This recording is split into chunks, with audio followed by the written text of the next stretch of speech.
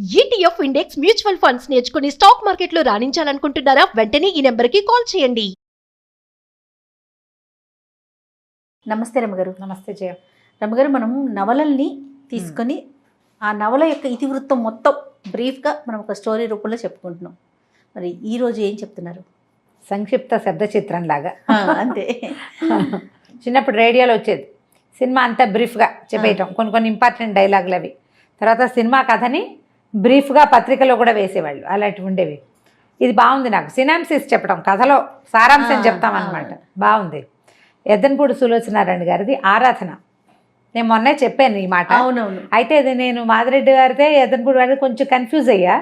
యాక్చువల్గా నేను మొదట చదివిన నావెల్స్లో ఫస్ట్ సెట్లో ఆరాధన కూడా ఉంది. చిన్న ఎంఎస్కో వాళ్ళ చిన్న బుక్ ఉండేది మా ఇంట్లో. ఒక అమ్మాయి ఏడుస్తున్నట్టుగా ఉండే పిక్చర్ ఉంటుంది, అమ్మాయి కంటి నీరు పడుతున్నట్టుగా అన్నమాట.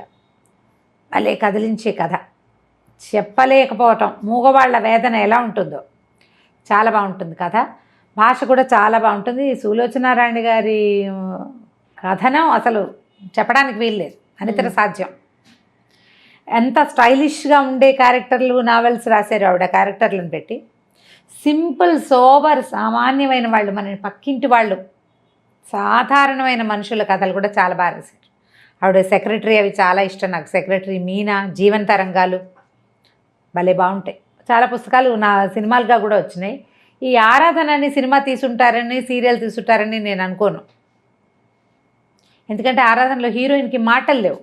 ఓహో, మూగమ్మాయి, మూగవాళ్ళని పెట్టి సినిమా తీసేంత ధైర్యం ఉండదు జనాలకు. మరి అవి బాగుంటాయి. ప్రేమలేఖలు, సిరివెన్నెల మనం చూస్తాం, సుహాసిని, అదొకటే కనిపిస్తుంది. క్యారెక్టర్ అదొకటే కనిపిస్తుంది. అది కూడా అది విశ్వనాథ్ గారి చేతిలో పడింది కాబట్టి ఆయన తన తపస్సుతోటి దాన్ని సాధ్యం చేసేసారు, పండించేశారు. అంతే, అవును, అందరి వల్ల కాదు. బాగుంటుంది ఆరాధన కదా. అలాగే స్టార్ట్ చేద్దాం. అనంత్ అని ఒక సివిల్ ఇంజనీర్ అబ్బాయి. అతని తల్లి, ఇద్దరు పిల్లలు ఉంటారు. ఆవిడ పెద్ద కోడలు చనిపోయాక ఓ 2 సంవత్సరాలు అయ్యాక అతనికి మళ్ళీ పెళ్లి చేయాలని సంకల్పిస్తారు. బాగా ఆలోచించి ఒక మూగ అమ్మాయిని పెళ్లి సంబంధం కుదురుస్తారు. అమ్మ నాన్న లేని అమ్మాయి తన పింతల్లి పంచర చేరి ఉంటుంది. అట్లా ఎవరు లేని, దిక్కులేని పిల్లలు, నోట్లో నాలుక లేని వాళ్ళు కనబడితే ఊళ్ళల్లో వాడేసేవాళ్ళు పాతకాలంలో. ఇప్పుడు కొంచెం జనాల్లోకి తెలివితేటలు వచ్చినాయి. కానీ ఆ అమ్మాయికి ఊరుమ్మడి సొత్తు, అందరిళ్లలో పనిచేసి పెట్టడం, మంచి పనిమంతురాలు. చిన్నది ఒక 20 ఏళ్ళ అమ్మాయి. అయితే ఆ పింతల్లికి ఒక 1000 రూపాయలు ఆశ పెట్టి ఈవిడ ఈ అమ్మాయిని తన కొడుక్కి చేసుకుంటుంది. అది బాగా బతిమలాడుతుంది. అతను ఒప్పుకోడు కానీ బలవంతంగా ఒప్పిస్తుంది. అంతర్వాహినిలాగా కలిసిపోతుంది. ఆ పిల్ల మూగది, ఏమి భావాలు ఏమి ఉండవు. అక్కడ పింతల పంచం చేరి బతుకుతుంది. హాయిగా ఇల్లు వాకిలి ఏర్పడితే తనదంటూ ఆ సంసారం ఉంటే ఇల్లు దిద్దుకుంటుంది. పల్లెటూరులో పిల్ల, పని పాట వచ్చిన పిల్లని చూసి ఆవిడ నిర్ధారించుకుని ఆ అమ్మాయిని పెళ్లి చేస్తుంది. అనంతకి చేసేస్తే ఊళ్ళో వాళ్ళంతా ఏమనుకుంటారంటే ఏదో ముస్లిం ఉతక ఏదో రెండో పెళ్లి వాడికి ఇస్తుంటే రెండో పెళ్లి వాడంటే ఎవరో అనుకుంటారు. ఈ పిల్ల సామాన్యంగా చామన్చాయిగా సామాన్యమైన పర్సనాలిటీ, కాస్త ఒత్తైన జడ తప్పిస్తే ఏముండదు, మామూలు పిల్ల. అతను చాలా అందమైన వాడు, తెల్లగా పొడుగ్గా మంచి స్ఫురద్రూపి అయినవాడు. 2 పిల్లలు. అందరు ఆశ్చర్యపోతారు, ఇది మూగపిల్లకి భలే అదృష్టం పట్టింది అని. తీరా సరే మీరెవరు రావక్కర్లేదు, దూరభారం పట్నం కదా అని చెప్పి అమ్మాయిని తనతో పాటు తీసుకెళ్ళిపోతుంది ఆవిడ. ఇంటికి వెళ్ళాక ఒక 5-6 ఏళ్ల పిల్ల, ఒక 3-4 ఏళ్ల పిల్లాడు. ఈ పిల్లలు, ఈ అమ్మాయి మంచి పనిమంతురాలు కదా, పల్లెటూళ్ళల్లో పనిచేసిన వాళ్ళకి పట్టణాల్లో చిన్న ఇళ్లలో పనులకు ఏం లెక్క ఉంటాయి. మెల్లిగా అత్తగారింటో అలవాటు పడుతుంది. అతనేమి అమ్మాయిని ఇంట్లో ఒక పని మనిషి కింద ఉంటుంది అంతే. అతని అమ్మాయితో ఏమి మాట్లాడు, పిలవడు, చేయడు, ఏమీ ఉండదు. అంటే ముట్టనట్టు ఉంటాడు, తన దారిని తను ఉంటాడు. ఈ పిల్ల ఇంకా మెల్లిగా ఇంట్లో స్థిరపడుతుంది. భర్తని చూడడానికి, మరి భర్త అనేసరికి ఒక ఫీలింగ్స్ ఉంటాయి కదా. మనిషి ఏమో చాలా అందమైన వాడు అతను. కొద్ది రోజులు అట్లా గడుస్తుంటే ఒకరోజు ఎవరో చుట్టాలు వస్తున్నారని అన్ని పలహారాలు అవి చేయిస్తుంది కోడలతో అత్తగారు. ఇంట్లో పని మనిషి మానేస్తుంది. ఆ పనులన్నీ కూడా ఈ అమ్మాయి మీద పడితే తన ఇల్లు, తన భర్త, తన పిల్లలు, తన అత్తగారు అనుకుంటుంది. ఎవరో చుట్టాలు వస్తున్నారని, వాళ్ళు వచ్చాక నీకు చాలా విషయాలు తెలుస్తాయని మొత్తం జరిగిందంతా చెప్తుందనమాట. తనకి తండ్రి లేడు ఈ అనంత్కి చిన్నప్పుడే. లేకపోతే సరే ఆవిడే ఊళ్ళో ఏదో చిన్న పొలం అవి ఉన్నాయి, హైదరాబాద్ వచ్చి ఆవిడ పిల్లల్ని ఇంజనీరింగ్ చదివించుకుని చాలా బాగా చదువుకున్నాడు, సివిల్ ఇంజనీర్ అతను. సరే ఏవో చిన్న పనులు చేస్తున్నాడు. ఆడపడుచులు 2 ఉన్నారు ఈవిడికి. వాళ్ళల్లో ఒకళ్ళ పిల్లని ఇచ్చి చేసుకోవాలని వాళ్ళు అడిగారు. మొదటంతా వీళ్ళతో బాగా ఉండలేదు, కానీ పిల్లాడికి మంచి చదువు పెద్ద ఉద్యోగం వచ్చే అవకాశం ఉండేసరికి వాళ్ళు అడిగితే వీళ్ళు ఒప్పుకోవాలి. ఈవిడికి ఏంటంటే తనకి కూతురు లేని లోటు తీరుస్తూ ఇప్పుడు మా పిల్లాడిని చక్కగా చూసుకుని ఆలోచించుకుంటారు కదా, ఒకడే కొడుకు, వాడికి మంచి పెళ్ళం కావాలని. వాళ్ళు ఎవ్వరూ తన కొడుక్కి సరిపోయే పిల్లలుగా తోచరు. ఇతను ఏం చెప్తాడంటే, నేను పిల్లని ప్రేమించాను, సుధా అంటే అత్త కూతురు, ఏ అత్త కూతురుని చేసుకోమంటున్నారో దాని ఫ్రెండ్, చాలా బాగుంటుందని చెప్పాడు. మనమే వెళ్ళి వాళ్ళ ఇంటికి వెళ్ళి పిల్లని అడగాలమ్మా అన్నాడు. ఇప్పుడు ఆశ్చర్యపోతుంది, మనం వెళ్ళి అడగటం ఏమిట్రా, బలవంతంగా ఒప్పిస్తాడు. బాగుంటుందని. తీరా వెళ్తే వాళ్ళ ఇంటికి ట్యాక్సీలో తీసుకెళ్తాడు. వెళ్ళాక ఆవిడకి తెలుస్తుంది వాళ్ళు బాగా డబ్బున్న వాళ్ళు, 2-3 ఆడపిల్లలు, ఎవరో తెలిసిన వాళ్ళు ఉంటారు. వాళ్ళు ఊరికే హలో అంటారు, కానీ పెళ్ళేమో బెంగాణి బొమ్మల్లే చాలా అందంగా ఉంటుంది, అపరిమితమైన నాజూకు, బోళ్ళంత ఆస్తిపరులు. ఈవిడ ఒప్పుకోదు ఆ పెళ్ళికి. వాళ్ళు పెళ్లి గురించి వాళ్ళు ఏం మాట్లాడరు. ఈవిడ ఆ ఇంటికి వెళ్ళి మీ పిల్లని మా పిల్లాడికి ఇవ్వండి అని అడగటం ఎలాగో ఈవిడికి అర్థం కాదు. ఇంటికి వచ్చాక తల్లి కొడుకు పొట్లాడుకున్నారు. ఆవిడ చెప్తుంది అనమాట ఈ సంగతి అంతా. తను చక్కగా కలిసిపోతుంది, నాకు ఎంతో ఇష్టం, ఆ రాధ అంటే పంచప్రాణాలు ఈ అనంత్కి. ఈవిడేమో అసలు ఆ పిల్లని పెళ్ళంగా ఉంచుకోవాలంటే నువ్వు ఎన్ని చెయ్యాలో తెలుసా, ఎన్ని పద్ధతులు మార్చుకోవాలంటే. వాళ్ళు కూడా పేదవాళ్ళేనమ్మా, మనలాంటి వాళ్ళే. క్రమంగా సంపాదించాడు ఆయన, పిత్రార్జితం కాదది. నేను కూడా అలాగే సంపాదిస్తాను, ఇంజనీరింగ్ చదివి నేను సంపాదించలేనా అంటాడు. రోజులు గడుస్తాయి. ఒకరోజు సాయంకాలం ఆ రాధని వెంట పెట్టుకుని పెళ్లి చేసుకుని తీసుకొచ్చేస్తాడు. ఓహో. తీసుకొచ్చాక ఆవిడకి తెలుస్తుంది ఆ అమ్మాయి ఒట్టి మనిషి కాదు. ఇక తొందరపడి పెళ్లి చేసేసుకున్నాడు. ఆ వచ్చిన రోజు నుంచి తప్ప మరుసటి రోజు నుంచి వీళ్ళ జీవితాల్లో సుఖం లేదు. ఇంకా మర్నాడు వాళ్ళ అమ్మ నాన్న వచ్చారు, తిట్టిపోసారు, నానా గోలా చేశారు. తర్వాత కొంచెం మెల్లిగా నెలలు వచ్చినాయి. దాని ఫ్రెండ్స్ వచ్చేవాళ్ళు. వీళ్ళు మా అమ్మాయి ఖరీదైన ఇళ్లలో ఉన్న అమ్మాయి, ఇంత చిన్న ఇల్లు ఇరుగ్గా ఉంది, పరిసరాలు బాగుండలేదు అంటే ఊళ్ళో ఉన్న ఇల్లు పొలం అన్నీ అమ్మేద్దామని తల్లిని బలవంత పెట్టాడు. ఊళ్ళో పొలాలు అమ్మేశారు.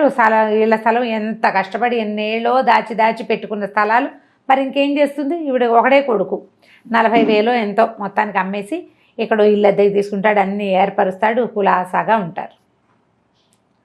మరి పెద్ద పిల్లకి ఏడాది వస్తుంది, మొదట ఒక పాప పుట్టింది. ఆవిడ వాళ్ళ అమ్మ నాన్న బాగా రాకపోక చేసి పిల్లని తమకు ఇచ్చేయమంటారు. ఈ అమ్మాయి కూడా పంపుదామనుకుంటుంది, కానీ అతను ఒప్పుకోడు.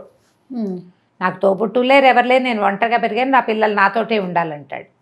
ఈ పిల్ల కొంచెం ఏడాది నిండేసరికల్లా మళ్ళీ నెల తప్పుతుంది అమ్మాయికి. ఈసారి ప్రెగ్నెన్సీ కొంచెం కాస్త 2 నెలలు గడిచేసరికల్లా ఇల్లు జప్తు అయిపోతుంది. తల్లి పోట్లాడుతుంది, ఇంత డబ్బు పట్టుకొచ్చావు కదా, అంతా ఏం చేశాడో మరి వాడుతున్నాం కదా, జల్సాలకి వాడేసుకున్నారు డబ్బంతా. ఇక లబోదిబో.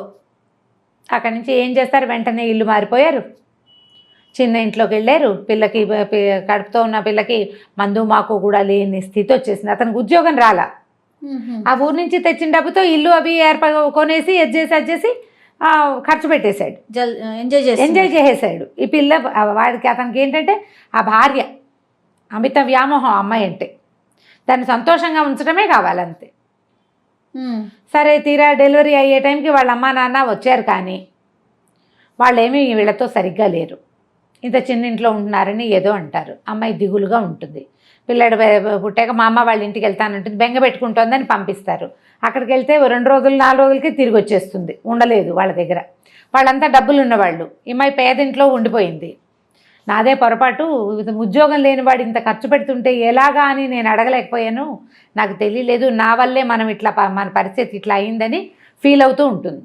పిల్లాడు కొంచెం పెరిగిన తర్వాత ఒకరోజు పిల్లలిద్దరిని తయారు చేసి, నేను మా అమ్మమ్మ వాళ్ళ ఇంటికి వెళ్ళొస్తానని పిల్లలిద్దరిని ఇక్కడ పెట్టి పుట్టింటికి వెళ్తుంది. మర్నాడు పొద్దున మధ్యాహ్నం వాళ్ళ నాన్న వచ్చి ఆ మేఘాల మీద రాసుకెళ్ళి ఎక్కడన్నాడు, నా కూతురుని చంపేశాడని కాల్ చేశాడు. ఆ అమ్మాయి అక్కడికి వెళ్ళి నిద్ర మాత్రలు వేసుకుని చనిపోయింది అమ్మ వాళ్ళ ఇంట్లో. నా వల్లే నా భర్త ఇట్లా అధోగతి పాలైపోయాడు, వీళ్ళకి మేము ఎప్పటికి పైకి వస్తాం, మా అక్క చెల్లెళ్ళ ముందు నేను ఎప్పుడు తలెత్తుకుని తిరుగుతాను. అలా దిగులతోటి సూసైడ్ చేసుకుంటుంది. ఈ పిల్లలు మిగిలిపోతారు. అది కష్టం మీద ఇప్పుడే ఏదో ఉద్యోగం, ఒక కాంట్రాక్టు లభించింది, సొంతంగా కాంట్రాక్టులు చేసుకుంటున్నాడు. ఇది మనసులో పెట్టుకో. ఆ రాధని మర్చిపోలేడు వాడు. ఆ రాధ ఒక నిర్భాగ్యురాలు, అది ధైర్యంగా నిలబడ్డం చేతకాక, భర్తను సపోర్ట్ చేయలేక, తొలి కాలంలో తెలివి తక్కువతనంతో, తర్వాత కాలంలో బలహీనతతోటి చచ్చిపోయింది అని కోడలికి విస్తారంగా జరిగింది చెప్తుంది. ఆ భార్య మహాసౌందర్యవతి, పరమనాజుకు, అత్యంతంగా ప్రేమించాడు. ఈ సామాన్యమైన అమ్మాయిని భార్యగా కూడా ఇతను అంగీకరించాడు. తెలిసింది కదా, సరే కొంతకాలం మెల్లిగా అలవాటు అవుతుంది లేని ఊరుకుంటుంది. చుట్టాలు ఎవరో వస్తారనుకుంటారు, వాళ్ళు రారు. మెల్లిగా ఇంట్లో అలవాటు పడిపోతుంది. ఏవో చిన్నవి ఇంట్లో వచ్చే సాధారణంగా అందరి ఇళ్లలో వచ్చేవే వస్తూ ఉంటాయి. కొంతకాలం అయ్యాక ఈవిడికి ఎక్కడికో వెళ్ళేందుకు అవకాశం వస్తుంది. ఫ్రెండ్స్ ఎవరో ఎక్కడికో వెళ్తున్నారు, మరి వాళ్ళతో పాటు యాత్రలకు వెళ్తానంటుంది. కొంచెం డబ్బులు వస్తున్నాయి వీళ్ళకి, కాస్త పర్వాలా. ఆయన అతను కాంట్రాక్ట్లు చేస్తున్నాడు, ఏదో హోటల్ కాంట్రాక్ట్ ఏదో తీసుకున్నాడు, డిజైన్లు గీసుకుంటూ ఉంటాడు. అయితే ఏమవుతుంది, ఆవిడ ఊరు వెళ్తానంటుంది. అన్నపూర్ణకి ఇదంతా అలవాటైపోయింది. పూర్ణ అమ్మాయి అన్నీ అలవాటైపోయినాయి. పిల్లల్ని చూసుకుంటుంది, పాలపై అవి రాయటం వచ్చు. ఆ అమ్మాయికి చెవులు వినిపిస్తాయి, మాట్లాడడం రాదు, రాసి చేయగలదన్నమాట. సరే వెళ్ళిపోతుంది ఆవిడ ఊరు. ఈ పిల్లల్ని పెట్టుకుని ఈ అమ్మాయి ఉంటుంది. ఒకరోజు ఏదో మేడ మీద పప్పు ఎండబోయటానికి వెళ్తుంది. పప్పులో పిల్లాడు నీళ్లు పోసేస్తాడు ఆటకి. ఎండబోయటానికి వెళ్తుంది. దిగి వచ్చేటప్పుడు అతను కనపడతాడు, సందు చివరి నుంచి భర్త వస్తే అతను మేడ మీద ఉంటే కేకలేస్తాడేమోనని గబగబా దిగిపోతూ చెంగు వదిలించుకుని వచ్చేస్తుంది. పిల్లాడు కష్టపడిపోతాడు పైనుంచి. వాడి ముక్కు మూతు పగిలిపోతాయి. తెలుస్తుంది బ్లడ్ వచ్చేసింది. సరే ఏదో పౌడర్ రాసి ఏదో చేయబోతుంది. ఈ లోపల తండ్రి వస్తాడు.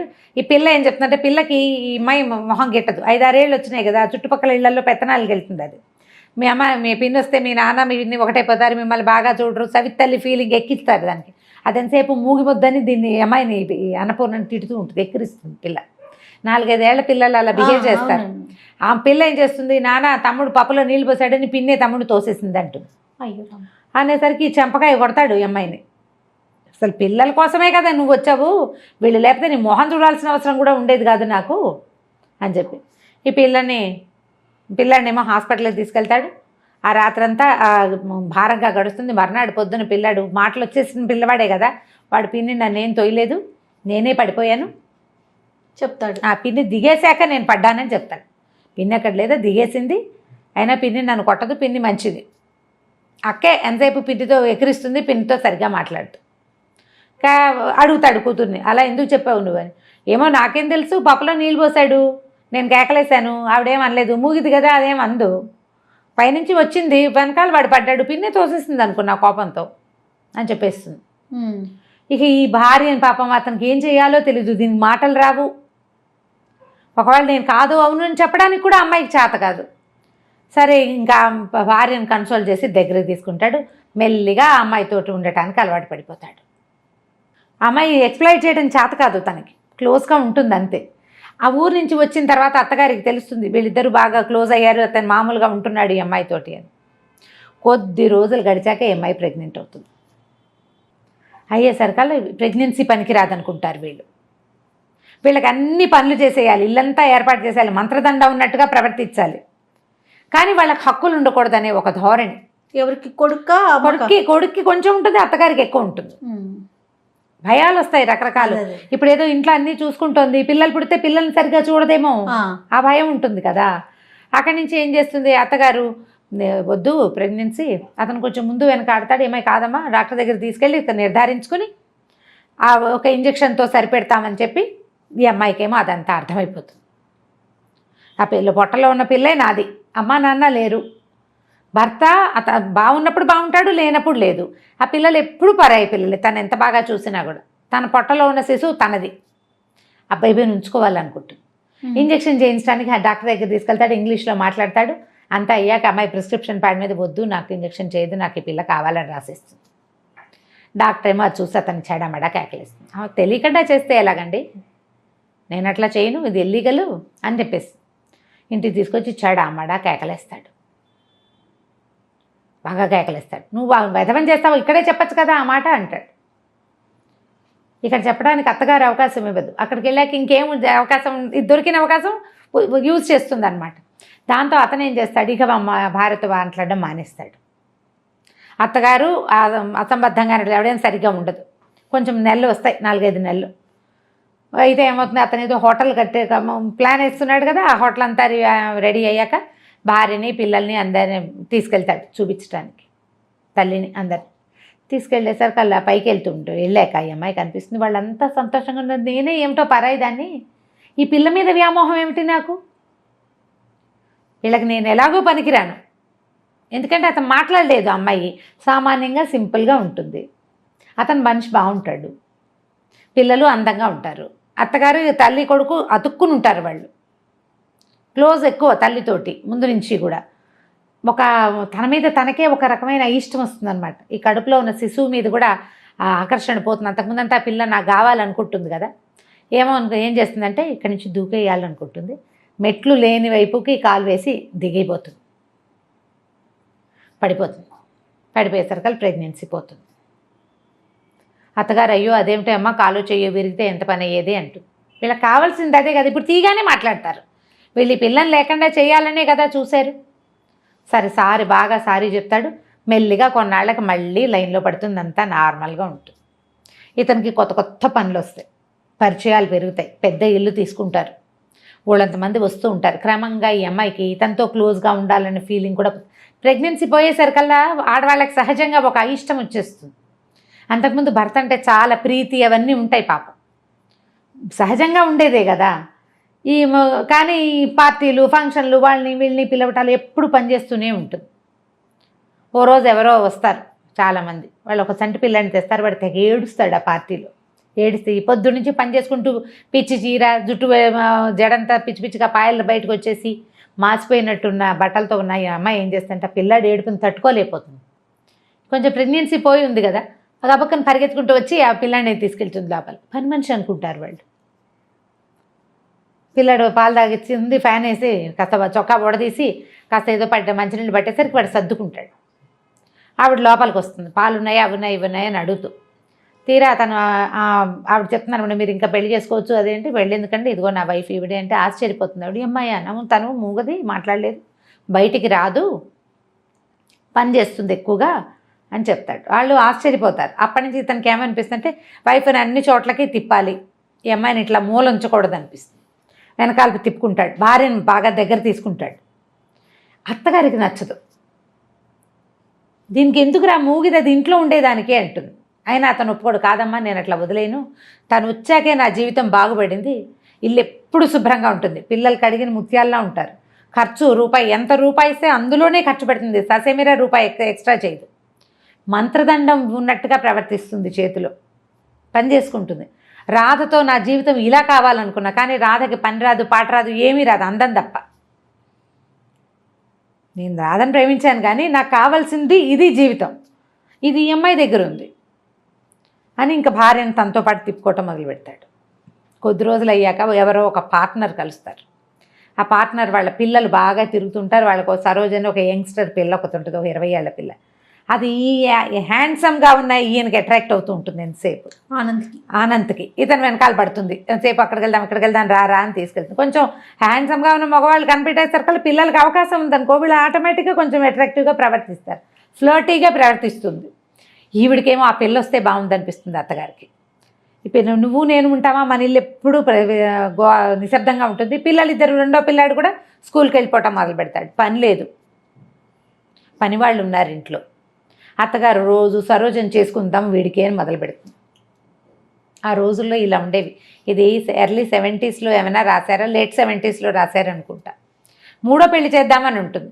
ఈ మూగ పిల్లని చేసుకుని ఏం చేస్తాడు, వాడు లక్షాధికారి అయ్యాడు, ఇప్పుడు సంపాదిస్తున్నాడు, సంఘంలో పరువు ప్రతిష్ట, నలుగురిలో బయటికి వెళ్ళాలి, ఎవరైనా తీసుకెళ్ళాలి తనతో పాటు. ఈ పిల్లకి మాటామంతి రాదు, సామాన్యంగా ఉంటుంది, వాడు అందానికి తగిన పిల్ల కాదు. అనవసరంగా తొందరపడి ఈ పిల్లని చేసుకున్నానేమో అనిపిస్తుంది ఆవిడికి. ఆయన పిల్లల్ని పెంచి పెద్ద చేస్తుంది, స్కూల్కి పంపుతుంది, చక్కదిద్దుతుంది, అవన్నీ వేరే, పనికిరాదు, అయినా పనికిరాదు. అయితే ఏమవుతుంది, ఈవిడికి ఎలాగైనా ఈ అమ్మాయిని పంపేసి ఆ సరోజని తెచ్చేసుకుందామని ఉంటుంది. అయితే ఏమవుతుంది, ఇంతలో ఈ అమ్మాయికి ఊరి నుంచి ఉత్తరం వస్తుంది. వాళ్ళ బాబాయ్ రాస్తారు, పింతల్లికి అస్సలు ఒంట్లో బాగోలేదని అన్నపూర్ణని పంపించమంటే అమ్మాయి దొరికింది ఛాన్స్ అని ఈవిడేం చేస్తుంది, ఈ అమ్మాయిని ఊరెళ్ళమంటుంది. అప్పటికే చెప్తుంది సరోజని చేసుకుందాము వీడికి అని. ఆ అమ్మాయి విరక్తిగా ఉంటుంది, ఏం చేయాలో తెలియదు. ఇవన్నీ చేశాక ఇప్పుడు నన్ను పక్కన నువ్వు ఉండు ఇంట్లోనే, దాన్ని చేసుకుంటాడు సరదాగా అంటుంది. ఆ పూటే అతను అమ్మాయి వచ్చి ఇతన్ని సినిమాకో ఎక్కడికో లాక్కెళ్తుంది. ఈ పిల్ల నేను అన్నపూర్ణని ఊరు తీసుకెళ్తాను, ట్రైన్ ఎక్కిస్తాను, మీరు సినిమాకి వెళ్ళండి అని వాళ్ళని పంపించేస్తుంది. ఈ అమ్మాయికి తన ఎదురుగుండానే భర్త ఆ అమ్మాయితో కలిసి కారులో వెళ్తూ ఉంటే ఇక వీడు నాకేం దక్కుతాడు అనిపించేస్తుంది, విరక్తి పుట్టేస్తుంది కదా. సరే ఊరు వెళ్ళిపోతుంది. ఊరు వెళ్ళేసరికి అలా కొద్ది రోజులకే ఈ 4 6 పిల్లలు ఉంటారు ఆ పింతల్లికి. బాబాయ్ ఏమో పక్షవాతంతో మంచం మీద ఉన్నాయినా ఆవిడ కాస్త పోతుంది. పిన్ని పోయేసరికల్లా మరి ఆ ఇల్లు భారం ఎవరి మీద పడుతుంది? ఈఎంఐ. ఆ ఇంటికి పెద్దది ఈఎంఐ. సరే ఇంకా మెల్లిగా అక్కడ స్థిరపడుతుంది. పోయిందని తెలియగానే ఈవిడేమనుకుంటుంది, రాజేశ్వరమ్మ గారు అనంత్ వాళ్ళ అమ్మ, అమ్మయ్య ఆ ఇంట్లోకి దీని అవసరం ఉంది, ఎలా ఫిక్స్ అయిపోతుంది, కొన్నాళ్ళ పాటు రాదు, ఆ లోపల మన వ్యవహారం చక్కబెట్టేసుకోవచ్చు అనుకుంటాం. అక్కడి నుంచి వచ్చి 2 రోజులు ఇక్కడ ఉండి మరి 4 చూసి నేను వెళ్ళొస్తాను, కాస్త డబ్బులు ఏవో కోడల చేతిలో పెట్టి ఇక్కడ అన్నీ సర్దుకున్నాకే మెల్లిగా రా, తొందర ఏం లేదు అని కోడల చేత మా భర్త ఇంకో పెళ్లి చేసుకున్నాడు, నాకు అభ్యంతరం లేదని కాగితం మీద సంతకం పెట్టించుకుని పట్టుకెళ్తుంది. ఈవిడే అతని పార్ట్నర్ తోటి మాట్లాడితే మీ కోడలు కనుక సంతకం పెడితే మేము పెళ్ళికో రెడీ అని చెప్పారు.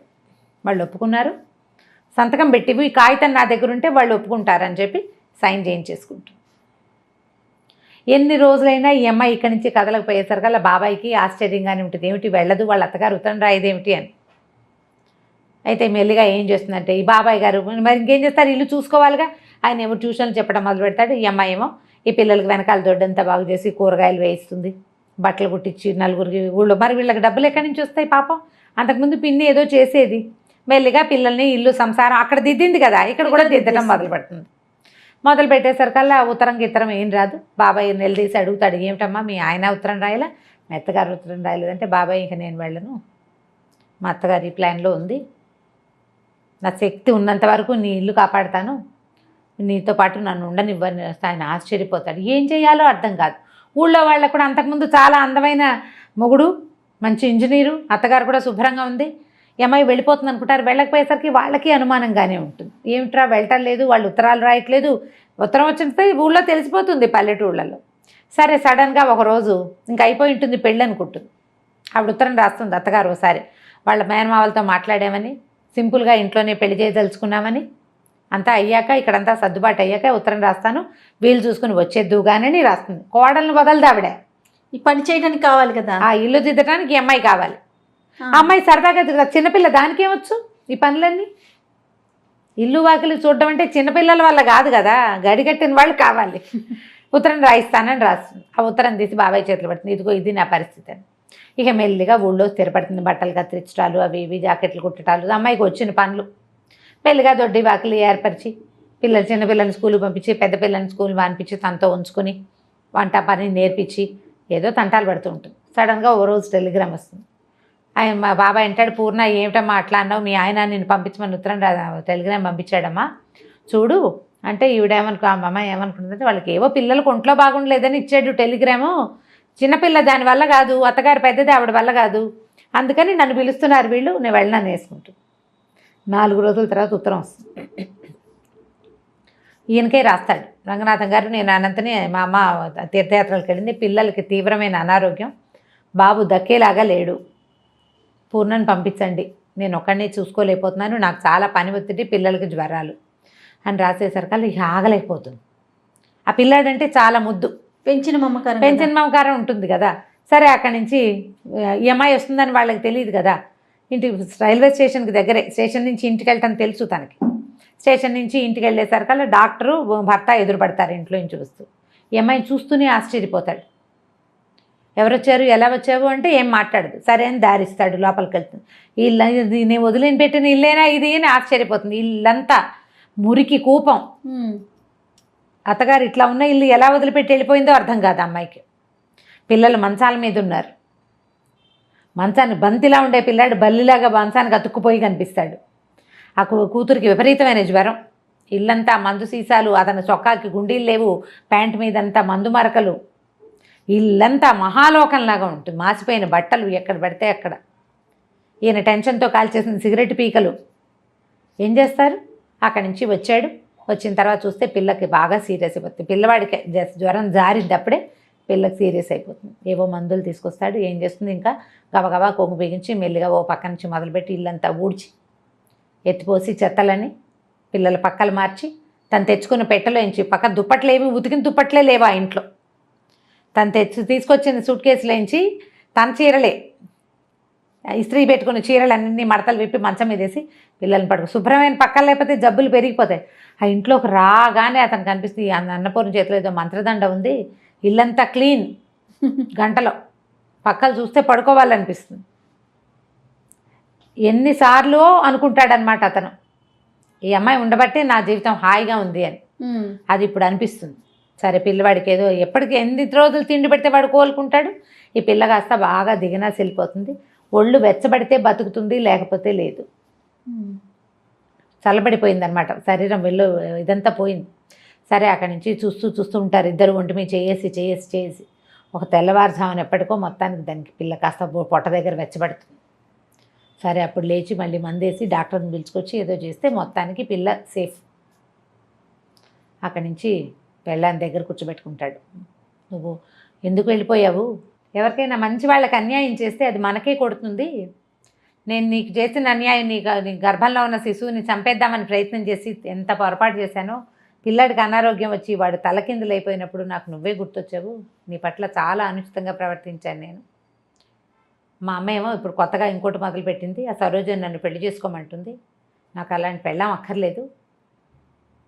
రాధని నేను చాలా ప్రేమించాను, కానీ నాకు రాధతో నాకు కావాల్సిన జీవితం అయితే లభించలే. అది నీ దగ్గరే లభించింది. నువ్వు ఉండటం వల్లే నేను హాయిగా ఉన్నాను. ఎంత పని చేసి వచ్చినా ఇంటికి వచ్చేసరికల్లా తెల్లటి పక్కలు, వేడి నీళ్ళు, శుభ్రమైన భోజనం, అంతకంటే ఏం కావాలి జీవితానికి? చాలా శ్రమపడి వచ్చిన వాడికి అదే కావాలి.